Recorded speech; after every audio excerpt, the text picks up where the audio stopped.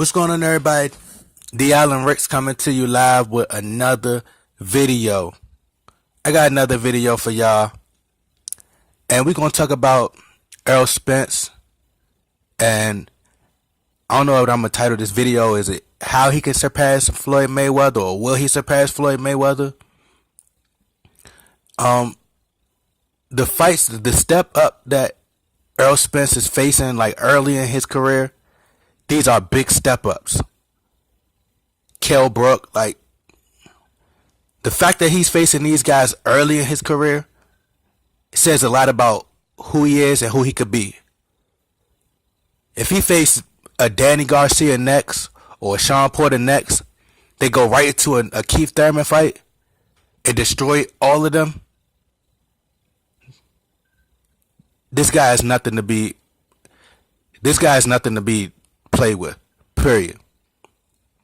You know, the goal for him, I believe, is, like I said, his defense. You know, it's not like he's a terrible defender, because, like you said, like with, Al Bernstein was talking about how, he has his arms were in tighter. His guard was tighter when he was fighting, against Kell Brook.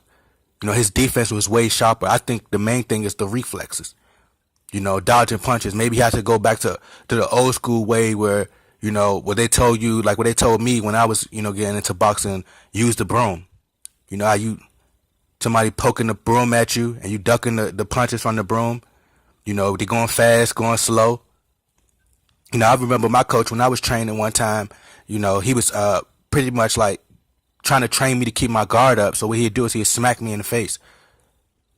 So I could, you don't want to get hit. And it's gonna make you think twice. You don't want to keep getting smacked. So you better make sure you keep your hands up. And he used to do things like that, or we'd do like the tennis drills and bounce the ball real fast for our reflexes. It's certain ways, that you could work on your reflexes and just being super cautious and not want to lose. That could be in the back. Losing should be like, as far as like, you don't want to think about losing. I'm going to say that, not going to say that, but I'm just saying, like, you should want to win so much that, losing should never be an option. You should never want to having the thought of losing. Like, you should just want to win. Never think about nothing else but winning. You compare Errol Spence first, like these are fights that Floyd was taking probably later. A Kell Brook, right after that, a Danny Garcia, right after that, Keith Thurman. Like, when have you ever seen Floyd face that type of opposition, like back to back like that?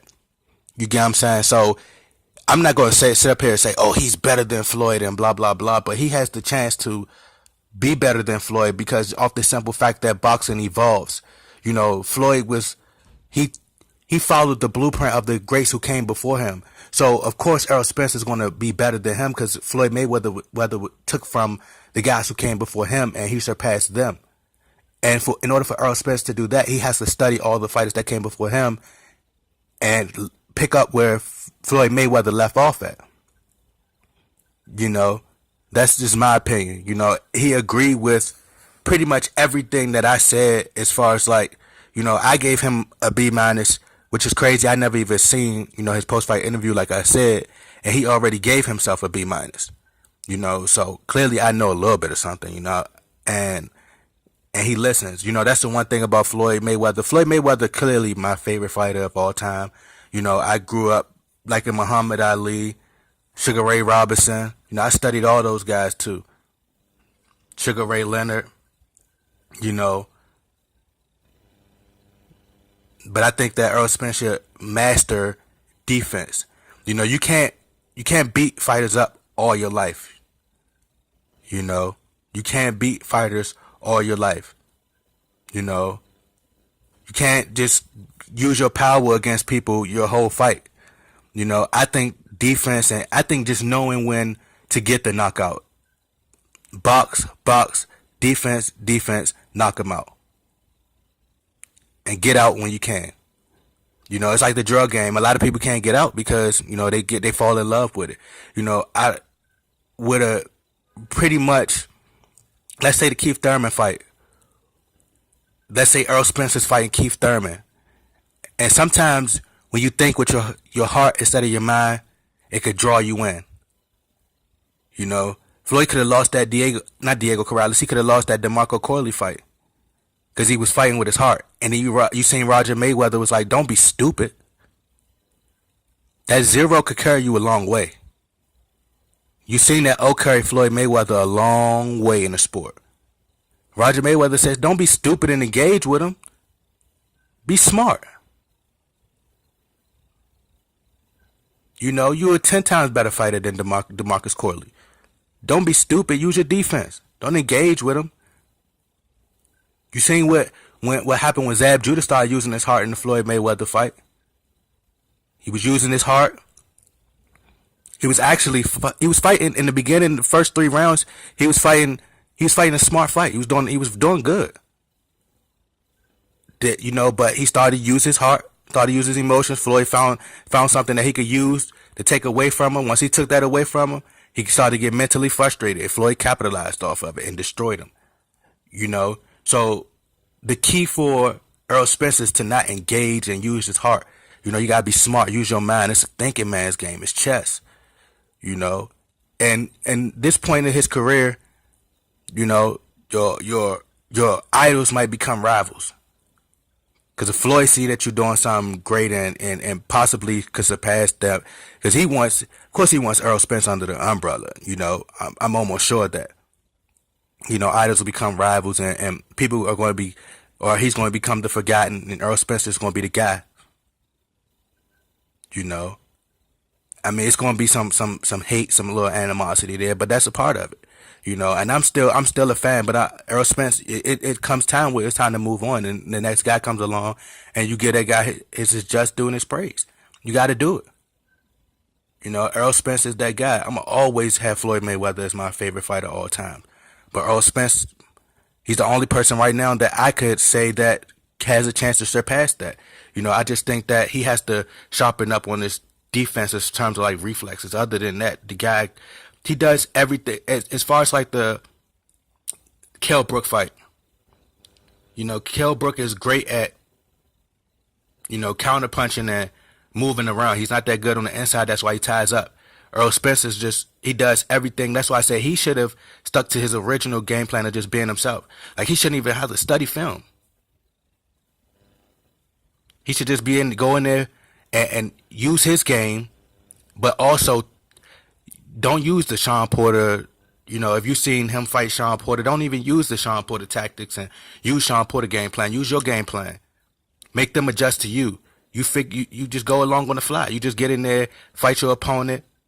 Because you already do 10 times better than these fighters. You already better than these fighters. But you go in there and you figure out, all right, man, well, look, I'm already 10 times better than these guys. You know, you could watch them fight. Like, you can go to their fights, or, you know, just, you could do that, or watch them on TV. But you ain't got to sit there and study, oh, yeah, let me use the Sean Porter game plan. Nah, just get in there.